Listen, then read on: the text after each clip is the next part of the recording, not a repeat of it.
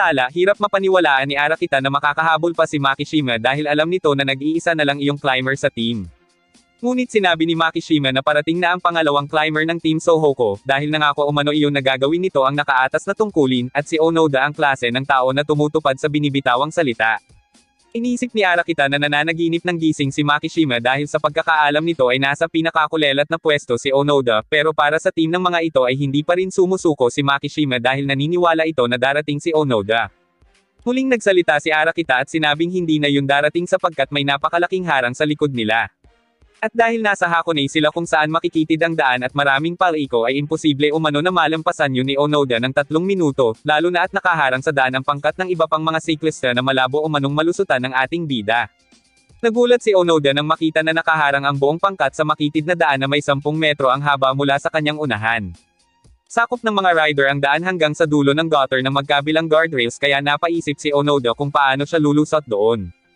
Gayunpaman, naalala niya ang sinabi noon ni Ima Izumi na hindi makakatulong ang labis na pag-aalala kaya humanap siya ng pwedeng daanan, at sinabing hindi siya susuko dahil may iniatang sa kanyang responsibilidad si Kinjo at umaasa rin sa kanya sina Teshima na makakahabol siya, at pati na rin ang sinabi ni Makishima na sabay silang aakyat sa tuktok. Hindi nagtagal ay napatingin si Onoda sa linya ng course ng Interhigh, at naisip niyang doon dumaan dahil kasya naman doon ang gulong ng bike niya.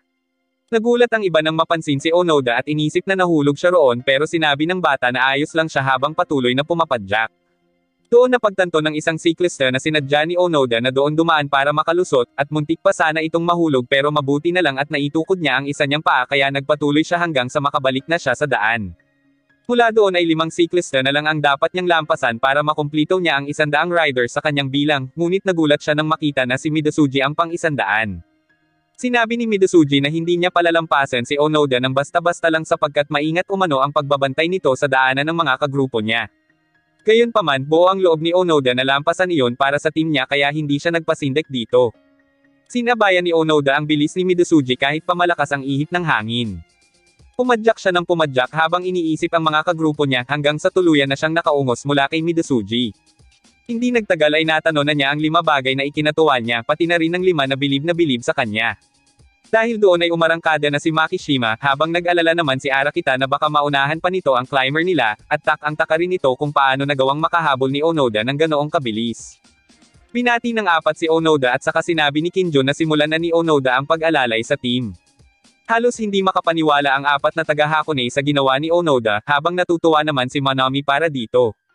Samantala, habang hinahabol ni Makishima si Tudo ay naalala nito na noon ay inakala niyang si Onoda ay isa lang baguhan na walang alam, pero nang makita niya kung paano ito lumaban noon sa Menegayama race ay nabuhayan siya ng pag-asa, kaya siya mismo ang nagmungkahi kay Kinjo na gawing climber si Onoda dahil sa nakita niyang potensyal ng bata. Hindi na niya ipinaalam kay Onoda ang tungkol doon pero may isang bagay siyang ipinasabi kay Kinjo. Nagpasalamat siya kay Onoda dahil sa pagtanggap nito ng responsibilidad bilang isang climber ng team nila at sa hindi nito pagsuko sa labang iyon. Samantala, todo suporta naman ang mga taga-Hakone para sa pambato nilang team, at dahil gusto umano ni Tudo na siya palagi ang center of attraction ay dapat nitong galingan ngayon. Maya-maya pa ay natanong na nila ang paparating na si Tudo kaya sinabi ni Fujiwara sa mga first year na ipag-cheer nila ang tinaguriang Diyos ng kabundukan. Ngunit mapapansin na pagod na si Tudo kaya sinundan ito nina Fujiwara at Kozaki para kumustahin.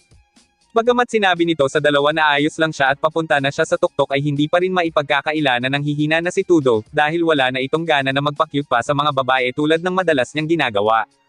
Gayunpaman, nais ni Tudo na tapusin pa rin ang karera sa abot ng kanyang makakaya. Maya-maya pa ay isang lalaki ang sumigaw at sinabing may humahabol kay Tudo sa karera. Nagulat si Tudo at inisip na si Makishima na iyon pero si Tatebayashi lang pala yun na mula sa Nagano Central Industrial. Habang umaarangkada si Tudo ay sinabi nito sa kanyang sarili na hindi niya ibibigay kay Tatebayashi ang pwestong iyon dahil siya umano ang mauuna pagdating sa tuktok. Ngunit bumagal ang takbo niya nang marinig niya mula sa mga tao ang isa pa umanong siklista na gumigewang-gewang pa kaya habang nakatingin sa likod ay nagawa siyang malampasan ni Tatebayashi.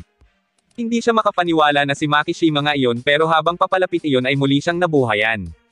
Nang mga oras na iyon ay iniisip ni Tatebayashi na siya na ang mananalo dahil malayo na ang agwat niya kay Tudo at 2 kilometro na lang ang papadyakan niya. Ngunit laking gulat niya nang sabay siyang maungusan ni Tudo at Makishima at hindi siya makapaniwala sa pambihirang bilis ng dalawa. Habang magkapantay sila ni Makishima sa daan ay nalaman niya mula rito na nagawang makahabol ni Onoda, kaya naman natuwa si Tudo sa ating bida at sinabing isa talaga iyong tunay na climber.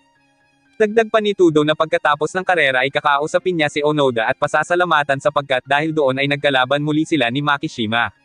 Samantala, sa may event headquarters narinig ni Namiki mula sa mga nag-uusap na si Makishima ang kasalukuyang nangunguna sa karera, kaya natuwa si Teshima kay Onoda.